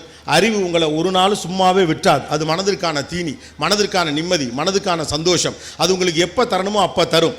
இப்போ கூட என்னை நிறைய பேர் கேட்பாங்க, எப்படி நீங்கள் எந்த சப்ஜெக்ட் கொடுத்தாலும் தப்புன்னு பேசுறீங்க அப்படின்னா, அதே வேலையில் இருக்கிற போது தானாக அந்த விஷயங்கள் நமக்கு கிடைக்கும். நம்மளை சுற்றி ஒரு டீம் இருக்காங்க, நமக்கு தேவைப்படக்கூடிய இன்ஃபர்மேஷன்ஸை அவங்க ஹெல்ப் பண்ணுவாங்க. ஆனால் எனக்கு தெரிந்த வரைக்கும் நான் ஒரு மாலை நேர கல்லூரியிலே படித்தேன். எனக்கு ரொம்ப ஆசை ஒரு நல்ல முழு நேர கல்லூரியில் படிக்க வேண்டும் என்பது தான் ஆசை. எல்லோரை போலவும் 12ஆம் வகுப்பு படித்து முடித்து விட்டு ஜாலியாக காலேஜில் படிக்கணும்னு ஆசைப்பட்டேன். பட் எனக்கு என்னென்னு கேட்டால், நான் படிக்க நினச்சது மேலாண்மை பட்ட படிப்பு, பிஸ்னஸ் மேனேஜ்மெண்ட் படிக்கணும் அப்படின்னு நினச்சேன். நான் எனக்கு திருச்சியில் தேசிய கல்லூரியில் மட்டும்தான் அது அப்போ இருந்தது, ஆண்கள் கல்லூரியை பொறுத்த வரைக்கும். ஆனால் அது மாலை நேர கல்லூரி. ஒரு மாலை நேர கல்லூரியில் படிக்கிறதா அல்லது ஒரு முழு நேர கல்லூரியில் படிக்கிறதா, பிடிச்ச படிப்பை படிக்கிறதா இல்லை காலேஜை ப்ரிஃபர் பண்ணி படிக்கிறதாங்கிற குழப்பம் வந்தப்போ கடைசியில் நான் டிசைட் பண்ணேன், இல்லை எனக்கு பிடிச்ச பிஸ்னஸ் மேனேஜ்மெண்ட்டை நான் படிக்கணும் அப்படின்னு முடிவு பண்ணி ஒரு மாலை நேர கல்லூரிக்கு நான் போய் சேர்ந்தேன். எல்லாரும் காலையிலேருந்து கல்லூரிக்கு போயிட்டு கலைத்து ஈவினிங் வரப்போ நல்லா புது ட்ரெஸ்ஸு போட்டுக்கிட்டு துண்ணூறுலாம் வச்சுக்கிட்டு பவுடர் அடிச்சுக்கிட்டு ஸ்டைலாக நாங்கள் போவோம். எல்லா காலேஜ் பசங்க காலேஜ் பொண்ணுங்களாம் ரிட்டர்ன் வரப்போ நாங்களாம் புது மாப்பிள்ள மாதிரி சாயந்தரம் 5 மணிக்கு காலேஜ் போவோம். ஆனால் ஒரு முழு நேர கல்லூரிக்கு போக முடியலைங்கிற வருத்தம் எனக்கு இருந்த காரணத்தினால நான் என்ன செஞ்சேன் அப்படின்னு கேட்டால், நண்பர்கள்லாம் எப்படி நான் காலையில் காலேஜ் கிளம்புவாங்களோ அது மாதிரி நான் அவங்க கூட கிளம்பிடுவேன். காலையில் கிளம்பி நேராக போய்ட்டு திருச்சி சிந்தாமணியில் இருக்க கவர்மெண்ட் லைப்ரரிக்கு உள்ளே போவேன். உள்ளே போய்ட்டு அந்த லைப்ரரியோடு சேர்ந்து அந்த லைப்ரரியை திறந்து வைப்பேன். அவருக்கு நிறைய உதவிகள் நானும் செய்வேன். அவர் எனக்கு டீ வாங்கி கொடுப்பார், அவருக்கு நான் டீ வாங்கி கொடுப்பேன். அந்தளவுக்கு நாங்கள் நண்பர்கள். அவர் எனக்கு சொல்லுவார், இந்த புக்கை படி, இந்த புக்கை படி, அந்த புக்கை படி, இந்த புக்கை படின்னு சொல்லுவார். சும்மா பிடிச்சலாம், எதுக்கு படிக்கிறோம்லாம் தெரியாது, எடுத்து படிப்பேன். அது சப்ஜெக்ட் புக்காக இருக்கும், சங்கத்தமிழாக இருக்கும், குரலோவியமாக இருக்கும், இலக்கியமாக இருக்கும், இலக்கணமாக இருக்கும், ரஷ்ய காப்பி புத்தகங்கள்லாம் இருக்கும், ரஷ்யாவிலேருந்து மொழிபெயர்ப்பு செய்யப்பட்ட புத்தகங்கள், ரொம்ப பழைய புத்தகங்கள் இருக்கும். இப்படி தேடி தேடி தேடி படிப்பேன். அப்போல்லாம் இந்த அளவுக்கு புத்தக கண்காட்சியெல்லாம் கிடையாது, இவ்வளோ டைட்டில்ஸில் புக்ஸும் கிடையாது. ஒரு குறிப்பிட்ட புத்தகம் உங்களுக்கு வேணும்னா நீங்கள் தேடி தேடி தேடி அலையணும், அவ்வளவு கஷ்டம். அப்புறம் புக்கெல்லாம் ஓசிலாம் யாரும் தரமாட்டாங்க, லைப்ரரியில் எடுத்து நீங்கள் திரும்ப கரெக்டாக கொடுக்கணும். அந்த அளவு தான் அப்போதெல்லாம் நிலைமை இருந்தது. கிட்டத்தட்ட 3 ஆண்டுகள் ஒரு மாலை நேர கல்லூரியில் படித்தாலும் கூட ஒரு முழு நேர பள்ளிக்கூடத்தில் முழு நேர கல்லூரியில் படிப்பதைப் போல என்னுடைய படிப்பு முழுக்க முழுக்க நூலகத்திலே நடந்தது. அதுக்கும் பிபிஏக்கு எந்த சம்பந்தமும் கிடையாது. இப்போலாம் கூட இந்த பணி செய்தால் இப்போலாம் ஸ்கூல்லலாம் நிறைய நடைமுறைகள் மாறி இருக்குல்ல, நீங்கள் கம்யூனிட்டி சர்வீசஸ் எல்லாம் செஞ்சால் அதுக்கு இவ்வளோ மார்க் இருக்குன்னு சில சிலபஸஸ் எல்லாம் கூட கொண்டாந்துருக்காங்க. அப்படிலாம் கூட ஒன்றும் கிடையாது. என்னை பொறுத்த வரைக்கும் அந்த நேரத்தை நான் ஏதோ ஒரு வகையிலே பயனுள்ளதாக செலவு செய்யணும் அப்படின்னு நான் நினைக்க ஆரம்பித்தேன். இதுதான்னு படிக்கலை, இப்படி படித்தா இந்த புத்திசாலித்தனம் வரும், இப்படி படித்தா இதை கற்றுக்கலாம், அப்படி படித்தா அதை டொப்பிச்சுக்கலாம் அப்படின்லாம் ஒன்று படிக்கலாம் கிடையாது. கண்டதை படித்தேன், தெரிஞ்சதை படித்தேன், சஜஸ்ட் பண்ணதெல்லாம் படித்தேன். நான் புத்தகங்கள் நிறைய படிக்க ஆரம்பித்ததுனால என்னுடைய தோழர்கள் தோழிகள் எல்லோரும் எனக்கு பிறந்த நாளைக்கும் என்னுடைய ஏதாவது ஃபங்க்ஷன்ஸ்னால் எனக்கு பரிசளிப்பதும் புத்தகம் மட்டுமே பரிசளித்தார்கள். அப்படி படித்து ஒரு 3 ஆண்டுகளாக நான் தொடர்ந்து படித்தது தான் இன்றைக்கி நான் பேசுகிறது. ரைட்டா? அது உங்களை கைவிடவே விடாது. அன்றைக்கு படித்த படிப்பு தான் இன்றைக்கு என் தலைக்குள்ள ஒரு நூலகம் இருக்குது. அன்றைக்கி நான் படித்து அதில் ஒரு ஆசையில் தான் நான் பணக்காரனானா, எனக்கு காசு பணம்லாம் வந்துருச்சுன்னா, ஒரு நல்ல அந்தஸ்துக்கு வந்தோன்னா எனக்குன்னு ஒரு லைப்ரரி வச்சு ஒரு வீடு கட்டிக்கணும் அப்படின்னு ஆசைப்பட்டேன். நான் முதல் முறையாக எனக்கென்று ஒரு அலுவலகத்தை வாங்கிய போது நான் முதல்ல செஞ்சது அந்த வீட்டில் இந்த கிச்சனை சரி பண்ணி அந்த ஆஃபீஸாக மாற்றி அந்த கிச்சனை அப்படியே என்னுடைய லைப்ரரியாக மாற்றினேன். என்கிட்ட ஒரு 2000 புத்தகம் இருக்குது. எல்லாம் படிச்சிருக்கேன்லாம் கேட்காதீங்க, ஆசை வாங்கி வச்சேன். 4 பக்கமோ 5 பக்கமோ 7 பக்கம் வந்து பார்க்குறவனுக்குலாம் இவனுக்கு என்ன டேஸ்ட்டுக்குன்னே நீங்கள் கண்டே பிடிக்க முடியாது. சம்மந்தம் இல்லாமல் எல்லா புத்தகமும் இருக்கும். பரிசளிக்கப்பட்ட புத்தகங்களில் தொடங்கி ஆய்வு கட்டுரைகளில் தொடங்கி அத்தனை புத்தகங்களும் இருக்கும். இது உங்களுக்கு எங்கே பயன்படுங்கிற தேடலோடு இருக்காதீங்க. புத்தகத்தில் மட்டுமல்ல, வாழ்வில் எதையும் இதனால் எனக்கு என்ன பயன் என்று தேட ஆரம்பிக்காதீர்கள். நம்ம வாழ்வின் பெரும் பிரச்சனையே அதுதான். சொல்லும் பொருளும் என்பது இன்றைக்கு நான் பேச எடுத்து கொண்டிருக்கக்கூடிய தலைப்பு. என்ன பேச போகிறேன் என்பதற்கான ஒரு முன் திட்டமிடல் மனதிலே இருந்தாலும், இங்கே என் கண்களிலே தெரிந்து கொண்டிருக்கக்கூடிய எழுச்சி மிக்க ஆர்வமிக்க முகங்கள் என் சிந்தனையை இன்னுமாய் தூண்டியபடி இருக்கின்ற காரணத்தினால் என் பிரார்த்தனை இதுதான். யாருடைய உதடுகளில் ஒளிந்து கொண்டிருக்கக்கூடிய சொல் நம்முடைய வாழ்க்கையை மாற்றும் என்று நமக்கு தெரியாது. அது எந்த புத்தகத்திற்குள் ஒளிந்து கொண்டிருக்கிறது என்று கூட நமக்கு தெரியாது. எவ்வளவு சீக்கிரமாக அந்த சொல் நம்மை வந்து சேர்கிறதோ நம்முடைய வாழ்க்கையில் அவ்வளவு சீக்கிரமாக மாற்றம் நிகழ்கிறது. உங்கள் வாழ்க்கையில் நீங்கள் மறுபடியும் பெற்றுவிடவே முடியாத இந்த காலத்தின் மணி சொட்டுக்களை இதோ இவளின் பேச்சுக்காக தந்து கொண்டிருக்கிறீர்கள். நானும் என் வாழ்க்கையில் மறுபடியும் பெற்றுவிடவே முடியாத அந்த காலத்தின் மணி சொட்டை உங்களுக்காக தந்து கொண்டிருக்கிறேன். உங்கள் வாழ்க்கையில் மாற்றத்தை நிகழ்த்தக்கூடிய அந்த ஒற்றை சொல் இந்த உதடுகளிலிருந்து உதிர்ந்து விட வேண்டும் என்கின்ற பேராசையோடு உங்கள் முன்னால் சில சிந்தனைகளை விதையாக தூவ வந்திருக்கிறேன். புத்தக திருவிழா எனக்கு நிரம்ப சந்தோஷம். புத்தக கண்காட்சி என்று வைத்தார்கள். அந்த சொல்லை நீக்கியவர்களுக்கு 1000 கோடி நமஸ்காரங்கள். அது கண்காட்சிக்கான பொருள் அல்ல, இது விழாவுக்கான பொருள். எந்த புத்தகம் ஓலமிட்டு கொண்டு யாரோ ஒரு வாசகனை தேடிக்கொண்டிருக்கிறது, நாமும் உள்ளத்திலே அதே ஓலத்தோடு இங்கே அலைந்து திரிந்து கொண்டிருக்கிறோம். 2 பேரும் ஒற்றை புள்ளியில் சந்தித்து விட வேண்டும் என்ற பிரார்த்தனையோடு உள்ளே போங்கள். ஏனென்றால் நான் ஒரு முறை தஞ்சாவூர் புத்தக திருவிழாவில் பேசி கொண்டிருந்த பொழுது இப்படியே பார்த்துக்கிட்டே இருந்தேன். ஒரு இடத்துல ஒரு எழுத்து எழுதி தொங்க போட்டிருந்தாங்க. நான் மொழி ஆசிரியை, என் மொழி வல்லமையை நான் வளர்த்து கொண்டது எங்கே எது கிடைச்சாலும் அந்த படிச்சிருவேன். இது என்னன்னா கூட பிரியாணி டு ஹெவன் படிச்சுட்டேன். லெஃப்ட் சைடில் இருக்கு. எது கண்ணில் பட்டாலும் அதை வாசித்து விடுவேன். சரியோ தவறோ முதலில் அதை வாசித்து விடுவோம். நம்முடைய மனம் அதை வடிகட்டி கொள்ளும், நம் புத்தி அதை வடிகட்டி கொள்ளும். வாசிச்சிடணும் அப்படின்னு வாசிக்கும் பொழுது மேடையில் நின்று கொண்டிருந்த பொழுது அந்த வாசகம் என் கண்ணில் பட்டது. ஒரு வெளிநாட்டு அறிஞனுடைய ஒரு பொன்மொழியை அங்கே எழுதி போட்டு இருந்தார்கள். எங்கே? புத்தக கண்காட்சியில். நீங்கள் எந்த புத்தகத்தையும் காசு கொடுத்து வாங்கிவிட முடியாது. பயந்து போனேன் நான். எனக்கு ஒரு 4-5 புக்கை இவங்க பரிசா கொடுத்துருக்காங்க. அதனால என்கிட்ட இருக்கிற புத்தகம்லாம் அப்படி வந்ததா என்ன? நான் காசு கொடுத்து வாங்கி இருக்கிறேனே. நீ எந்த புத்தகத்தையும் காசு கொடுத்து வாங்க முடியாது என்கிறான் அந்த பேரறிஞன். கீழே அதற்கான விளக்கம் தருகிறான். நீங்கள் வாங்குவதெல்லாம் புத்தகத்தின் அச்சுக்கூலியும் காகிதத்தின் கூலியுமே தவிர உங்களால் எந்த புத்தகத்தையும் காசு கொடுத்து வாங்கிவிட முடியாது என்று பேசுகிறார். சிந்தனைக்கு ஏது விலை? நான் எப்பொழுதும் சொல்லுவதுதான், சிந்தித்துக் கொண்டே இருப்பதுதான். மரணம் அடைகிறார்கள், எத்தனையோ சொற்களால் அதை குறிக்கிறோம். இறைவனடி சேர்ந்தார், சிவபதவி அடைந்தார், இயற்கை எய்தினார், காலம் ஆனார். ஒருத்தருக்கு ஒரு இங்க மதுரையில தான், வேற எங்கே இந்த குறும்பை நான் பார்க்க மாட்டேன், இங்க தான். என் தாத்தா 96 வயதில் அகால மரணம் அடைந்தார். நான் நினைச்சேன், என்னையா 96 வயசுல தானே செத்துருக்காரு, அது எப்படி அகால மரணம்னா? அந்த பேரன் சொல்றோம், போற வயசுல போகாம லேட்டா போனா அதுவும் அகாலம் தானேங்கிறான். செத்து போதல், மண்டைய போடுதல், டிக்கெட் வாங்குதல், நிறைய சொற்கள் உண்டு. காரல் மார்க்ஸ் இறந்தான். அவன் தோழன் ஏங்கல்ஸ் அதை மக்களுக்கு அறிவிக்கிறான். அதே மரண செய்திதான் நாம் எல்லோரும் எப்படி அறிவிக்கிறோமோ ஏங்கல்ஸ் அறிவித்தான் காரல் மார்க்ஸை குறித்து. என் நண்பன் இன்று காலை இத்தனை மணி அளவில் சிந்திப்பதை நிறுத்தி கொண்டான். சிந்திப்பதை நிறுத்திக் கொள்ளுதல் தான் மரணம். சிந்தித்தபடி இருப்பதற்கு ஏதேனும் ஒன்று தேவைப்படுகிறது, சொல் தேவைப்படுகிறது. எல்லோரும் சொல்கிறார்கள், ஆனால் அந்த சொல்லிற்கான பொருள் அவர்கள் என்ன நினைத்து சொல்லுகிறார்களோ அது அடுத்தவர்களுடைய காதுகளில் சரியாக போய் சேர்கிறதா? நான் தமிழ் படித்தவள், பாக்கியசாலி, அதனால் தமிழிலே படித்தவள். பல குழந்தைகள் இன்றைக்கு தமிழை ஆங்கிலத்தில் வாசித்துக் கொண்டிருக்கிறார்கள். நான் தமிழிலே தமிழ் படித்தவள். தமிழ் இப்படி சொல்கிறது, எல்லா சொல்லும் பொருள் குறித்தனவே. எந்த சொல் சொன்னாலும் அதுக்கு ஒரு பொருள் உண்டு. அந்த பொருளை அந்த சொல் சுமந்து வருகிறதே, அந்த சொல் சரியான பொருளோடு முன்னால் இருக்கின்றவர்களை போய் சேர்கிறதா? நம்மில் பல பேருக்கு வருத்தம் என்னன்னா, என்ன புரிஞ்சிக்க மாட்டியா, நான் சொன்னது உனக்கு புரியலையா? இந்த தவிப்போடு தானே மொழி நம்மிடத்தில் இருக்கிறது.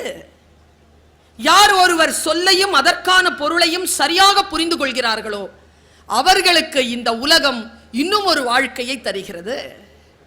இப்படி சொல்கிறேன். பெர்னாட் ஷா சொல்வது, நம்மில் பல பேர் 40 வயதிலேயே செத்து போகிறோம், புதைப்பதற்குத்தான் 60-70 ஆண்டுகள் ஆகிவிடுகின்றன. பொருள் புரியவில்லை என்றால் வாழ்க்கையிலே எந்த அர்த்தத்தையும் நீங்கள் விளக்கிவிட முடியாது. ஒரு புத்தகத்தை எடுக்கிறீங்க, எல்லாருமே சொல்லிக்கிட்டே இருக்காங்க, வாசிங்க வாசிங்க, நிறைய படிங்க நிறைய படிங்க. நான் பல்வேறு விதமான ஜாம்பவான்களின் பேச்சை கேட்ட காரணத்தினால் இன்றைக்கு பேச்சாளராக இருக்கிறேன். கேட்டு பழகியவர்களால் தான் பேச முடியும், வாசித்து பழகியவர்களால் தான் பேச முடியும். எங்க வீட்டு வேலைக்காரம்மா சொல்லுச்சு ஒரு வாட்டி, என் பொண்ணு ரொம்ப வாயாடுறா, அவளை உங்களை மாதிரி பேச்சாளர் ஆக்கிடலான்னு நினைக்கிறேன். நான் அந்த பிள்ளைகிட்ட சொன்னேன், வாயாடுறவங்கெல்லாம் பேச்சாளர் கிடையாதுப்பா, வாதாடுகின்றவர்கள் தான் பேச்சாளர்கள். வாயாடுறதுக்கும் வாதாடுறதுக்கும் வித்தியாசம் இருக்குது. ஒரு சொல்லை எப்படி புரிந்து கொள்வது, ஒருவரை எப்படி புரிந்து கொள்வது? பைபிள் சொல்லுகிறது, காது இருக்கின்றவர்கள் கேட்டுக்கொள்ளுங்கள். சாதாரண வார்த்தை தாங்க, காது இருக்கின்றவர்கள் கேட்க கடவீர்கள். என்ன அர்த்தம்? எல்லோருக்கும் தான் காது இருக்கிறது, எல்லா சொல்லும் வந்து விழுகிறது. இப்ப கண்ணுக்கும் காதுக்கும் இருக்கிற வித்தியாசம் என்ன தெரியுமா? கண் சென்று பற்றும், கண் சென்று பற்றும், காதில் வந்து விழும். இதுக்கு மூடி இருக்கு, இதுக்கு மூடி இல்லை. இதை சரியா யார் கையாள்கிறோமோ அவர்கள்தான் உலகை வெல்லக்கூடியவர்களாக வருகிறார்கள். எதை கேட்க வேண்டும் எதை கேட்கக்கூடாது என்பதில் முடிவு, அது தானா வந்து விழும். இப்படி சொல்கிறார் வலம்புரி ஜான். புத்தகத்திற்கு நூல்னு பேர் வச்சார் தெரியுமா தமிழ? என்னைக்காவது யோசிச்சிருக்கோமா நூல் அப்படின்னு ஏன் பேர் வச்சாங்க? அவர் அழகா பேசுவார். நூலை குறித்து அவருடைய பேச்சு இன்றைக்கும் இருக்கிறது, யூடியூப்ல இருக்குது. முடிஞ்சா நீங்க வலம்புரி ஜானுடைய பேச்சை கேளுங்க. அவர் சொல்றார், சில பேருக்கு புத்தகம் வாசித்தல் அப்படிங்கிறது தூக்க மாத்திரை என்கிறார். தூக்கம் வரலன்னு வச்சுக்கோங்களேன், மல்லாக்க படுத்துட்டு காலை கொஞ்சம் இப்படி கிராஸ்ல போட்டுட்டு நெஞ்சில் ஒரு புத்தகத்தை வச்சுக்கிட்டு புரட்டிக்கிட்டே இருந்தீங்கன்னா சில பேருக்கு 5 பக்கம் டோஸ், ஸ்லீப்பிங் டோஸ். சில பேருக்கு 10, யாரும் 15 தாண்டதில்லை, ஓவர் டோஸ் ஆகிடும், ஸ்லீப்பிங்கு போயிடும். என்கிட்டயே நிறைய பேர் கேட்குற சொல்கிறாங்கங்க, மேடம் உங்கள் பேச்சை கேட்டுட்டு தான் மேடம் தூங்குறேன். யோ, தூங்கக்கூடாதுங்கிறதுனால தான் ஏன் பேசுகிறேன், தூங்கும்போது பேச்சை கேட்குறீங்க? வலம்புரி ஜான் சொல்லுகிறார், நீ எதை புரட்டி புரட்டி படிக்கிறாயோ அது நல்ல புத்தகம் அல்ல, படிக்கின்ற பொழுதெல்லாம் எந்த புத்தகம் உன்னை புரட்டி புரட்டி போடுகிறதோ அதுதான் நல்ல புத்தகம் என்கிறார். பேச்சை கேட்டுப்பார். நூல் என்று ஏன் பெயர் வைத்தார் சொல்றார் வார்த்தை சித்தர். ஊசியின் காதுகளில் நூல் நுழைந்தால் அது ஆடையின் கிழிசல்களை தைக்கும். மனிதன் காதுகள் என்கின்ற இந்த துளைகளில் நல்ல நூல்கள் நுழைந்தால் மனதில் இருக்கக்கூடிய கிழிசல்களை தைக்க உதவும். அதனால் நூல் என்று பெயர் வைத்தான்னு பேசுறாருங்க. இந்த பேச்சை நான் ரொம்ப சின்ன வயசுல கேட்டவன். கேட்டு கேட்டு நான் பழகிய காரணத்தினால் சொல் எனக்கு ஒவ்வொரு சொல்லும் புதிதாகத்தான் இருக்கிறது, சூரியனை போல. நீங்கள் சொல்லுகின்ற வணக்கம் நேற்று சொன்ன வணக்கம் அல்ல, இன்றைக்கு சொல்லுகின்ற வணக்கம். நேற்று சிரித்த சிரிப்பின் ஊடாக வெளியில் வந்த சொல் அல்ல, இன்றைக்கு வெளியில் வருகின்ற சொல். ஒவ்வொரு சொல்லும் புதிதாகவே வந்து விழுகிறது. அந்த சொல்லுக்கு அந்த வினாடியிலே பூ போல ஒரு பொருள் அதற்குள் மறைந்திருக்கிறது. இது நமக்கு புரிய வேண்டுமே. நான் இப்படி சொல்கிறேன், மதுரைக்காரர்களுக்கு நான் சொல்லுவது ஒன்றும் புதித விஷயம் அல்ல. நீங்கள் எல்லோரும் ரசனைக்காரர்கள், தெரியுமா உங்களுக்கு? எந்த கலையும் இந்த உலகத்தில் ஜெயிக்குமா ஜெயிக்காதாங்கிறத முதல்ல விதை போட்டு இந்த மண்ணில் பார்த்துடலாம். மாப்பிள்ள இந்த பக்கம் போயிடாது, தாங்க மாட்டேன். 3 மணி நேரம் வச்சு செஞ்சுட்டாங்க. இவ்வளோ பேசுகிற ஆள் என்ன கேட்டால் மதுரை ஜில்லா தான். இந்த மதுரை மண் என்பது கலையை தட்டி தட்டி பதம் பார்த்து அதற்கான உண்மை இருந்தால் அதை தூக்கி கொண்டாடுவதும், அது சல்லி காசுக்கு பெறாது என்றால் தூக்கி வீசக்கூடிய மண். ஏனென்றால் இதுதான் சங்கப்பலகை இருந்த மண், சாதாரணமான மண் அல்ல. கலைக்கு சொந்தக்காரர்கள் நீங்கள், கலை உங்களுக்கு தெரியும். சொற்களை புரிந்து கொள்ளுங்கள், அவ்வளவுதான். இளைஞர்களை பார்த்து சொல்லுகிறேன், தயவு செய்து சொற்களின் மீது கவனம் வையுங்கள். இசையின் பெருக்கம் இருக்கிறது, இன்றைக்கு ஓசையின் பெருக்கம் இருக்கிறது. வார்த்தைக்குள்ளாக இருக்கக்கூடிய பயணம் குறைந்து கொண்டிருக்கிறது. வார்த்தைக்கூடாக இருக்கக்கூடிய பயணத்திற்கு போங்கள். ஒரு பெண்ணை இந்த சமூகத்தில் மிக அதிகமாக கொண்டாடிய ஒரு வரலாறு நம்முடைய வரலாறு. இன்னைக்கு பெண்களுக்கு மரியாதை தரக்கூடிய சூழல் குறைந்து கொண்டே வருகிறது என்று ஆய்வுகள் சொல்கின்றன. எதை வைத்ததை சொல்கிறார்கள்? சொல்லை வைத்துதான் சொல்கிறார்கள். ஒரு காதலன் காதலியை பார்த்து, என் தாத்தா காலத்தில் ஒரு விதமாக பேசினார், என் தகப்பன் காலத்தில் ஒரு விதமாக பேசினார், என் காலத்தில் ஒரு விதமாக பேசினார், இப்பொழுது என் பிள்ளை காலத்தில் வேறு விதமாக பேசிக்கொண்டிருக்கிறார். என் தாத்தா பாரதி ஒரு பெண்ணை பார்த்து சொன்னான், வீணையடி நீ எனக்கு, மேவும் விரல் நான் உனக்கு, பானமடி நீ எனக்கு, பாண்டமடி நான் உனக்கு. இப்படி பேசினான் பாரதி. யாவுமே சுகமாய் இருக்கும் முனிவருக்குள் ஈசனாம் எனக்கு உன் தோற்றம் என்றார். ஒரு முனிவனுடைய மனதில் இருக்கக்கூடிய சிவன் நீதானடி எனக்கு என்று பேசக்கூடியது என் தாத்தா காலத்து காதல். என் தகப்பன் காலத்தில் ஒரு காதல் இருந்தது. பூஜைக்கு வந்த மலரேவா, பூமிக்கு வந்த நிலவேவா, கண்ணதாசன். ஆடை கட்டி வண்ட நிலவோ, பட்டுக்கோட்டை. இது என் தகப்பன் காலம். என் காலத்தில் கவிதைகள் இருந்தன. கண்ணாளனே எனது கண்ணை நேற்றோடு காணவில்லை. என்ன பாட்டுங்க அது? இந்த காட்சி கொண்டு வரார் வைரமுத்து. அது என் காலத்து காலம். நான் இளமையாக இருக்கின்ற காலகட்டத்தில், நான் கல்லூரி மாணவியாக இருந்த காலகட்டத்தில் அந்த பாட்டை அவ்வளவு ரசித்திருக்கிறேன்.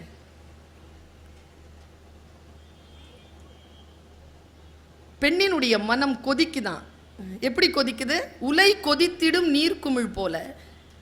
பனித்துளிதான் என்ன செய்யுமோ, மூங்கில் காட்டில் தீ விழும் பொழுது மூங்கில் காடென்று ஆயினள் மாது. இது என் காலத்து காதல். இப்போ இருக்கிற பசங்க அட்ராவள, குத்ராவள, கொல்றா. எப்படிங்க? இப்போ ஒரு பாட்டு வந்துச்சுங்க, ஜோர்தால் ஜோர்தால்னு ஒரு பாட்டு. என்னதான் சொல்றான்? நானும் திரும்பி திரும்பி பார்த்துட்டு பார்த்தா கத்ரா கத்துன்னு கத்தாத, நான் படுத்துக்கவேன் ஜொர்த்தாலங்கிறான். அவ்வளவுதான். திருப்பி திருப்பி சொல்றான். சொற்கள் ஏன் இப்படி மாறி போயின? ஒரு சமூகத்தில் ஒரு சொல் இல்லாமல் போனதற்கு யார் காரணம்? ஒரு பக்கம் இப்படி இருந்தாலும் இன்னொரு பக்கம் அந்த சொல்லை தூக்கி பிடிப்பதற்கான வேலைகள் தொடர்ந்து நடந்த வண்ணமும் இருக்கின்றன. அதையும் சொல்லாமல் விட முடியாது. தேன்மொழின்னு ஒரு பாட்டு வந்திருக்கு. தேன்மொழி பூங்கோடி வாடி போச்சே ஏன் செடி. நல்லா இருக்கு, ரொம்ப அழகா இருக்கு. கஞ்சா பூ கண்ணாலன்னு ஒரு பாட்டு. இப்படியும் எழுதுறான், இப்படியும் எழுதுறான். இவங்களை பேலன்ஸ் பண்ணுமே. இவங்களை எப்படி பேலன்ஸ் பண்றது?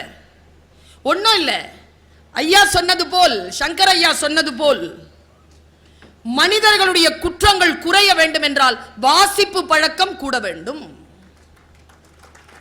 வாசிப்பு பழக்கம் கூட கூட குற்றவியலான சொற்கள் இல்லாமல் போகும். இதை எப்படி மேம்படுத்துவது? இப்ப சமீபத்தில் லிங்குசாமி என்கின்ற டைரக்டர் கவிக்கோ அப்துல் ரஹ்மானுடைய நினைவு நாள் அன்றைக்கான ஹைகோ போட்டியை நடத்தினார். உலகமெல்லாம் சேர்ந்து 8000 கவிதைகள் வந்தன. 8000 கவிதைகளை ஒருத்தர் 350 குறைச்சார், தேர்ந்தெடுத்தார். கனிமொழி எம்பி அவர்கள் தான் அன்றைக்கு விழாவினுடைய தலைமை. எஸ் ராமகிருஷ்ணன் அவர்கள் வந்திருக்கிறார்கள். சங்கர் ஐயா சொன்ன அத்தனை கவிஞர்களும் மேடையில் இருந்தாங்க. அந்த விழாவிற்கு நான் போய் பார்வையாளராக உட்கார்ந்தேங்க. 8000 கவிதை 8000 கவிதை இருந்து 350 கவிதை 350 கவிதையில இருந்து 50 கவிதை எடுத்து ஒரு புத்தகம் போட்டிருக்காங்க. பெரிய முயற்சி. 50 கவிதைகள்ல ஃபர்ஸ்ட் செகண்ட் தேர்டுன்னு 3 பரிசு, 1 லட்சம் ரூபாய்.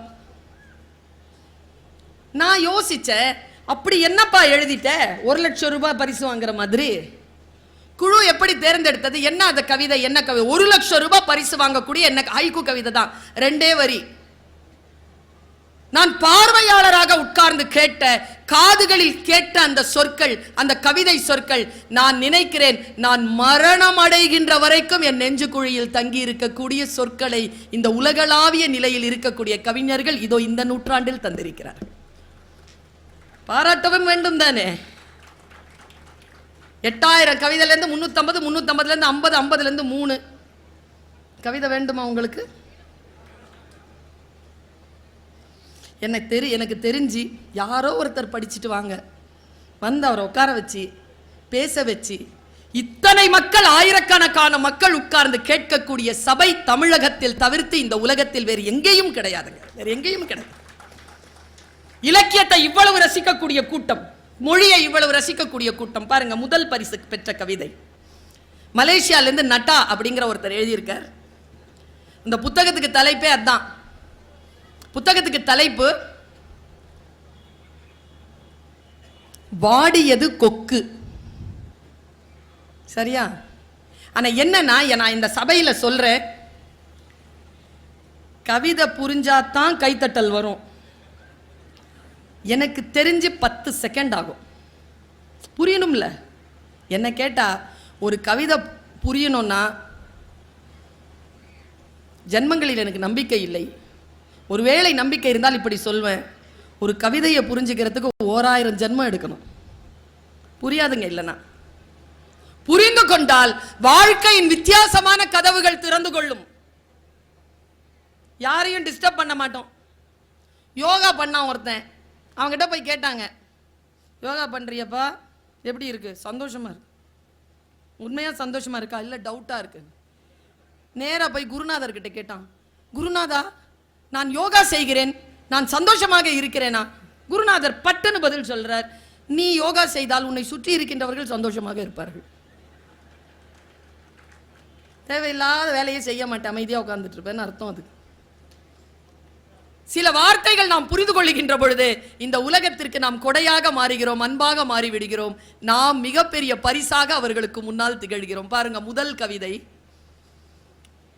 வாடியது கொக்கு, ஓடியதெல்லாம் ஜோடி மீன்கள்.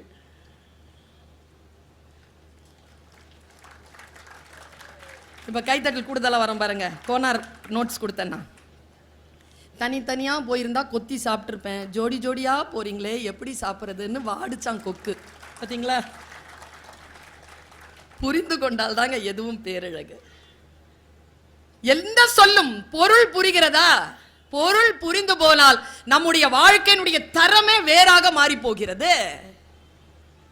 பாருங்க, 2வது பரிசு பெற்ற கவிதை. முதல் கவிதைக்கு 10 செகண்ட் எடுத்தீங்களா? செகண்ட் கவிதைக்கு 15 செகண்ட் எடுப்பீங்க.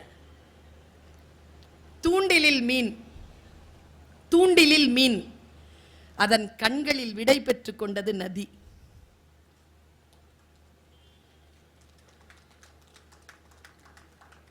இனிமேல் அந்த மீன் அந்த நதியை சந்திக்க போவதில்லை. அந்த நதி டாட்டா சொல்லுச்சான். இப்படி ஒரு கவிதைங்க. Second prize. தேர்ட் பிரைஸ் சொல்றேன், 2 செகண்ட் கூட வேண்டாம், அப்படியே அப்சர்வ் பண்ணிப்பீங்க. சுள்ளி பொறுக்கிய சிறுமிக்கு தன் இறகை உதிர்த்து விட்டு போனது மயில். இது ஒரு கவிதையா?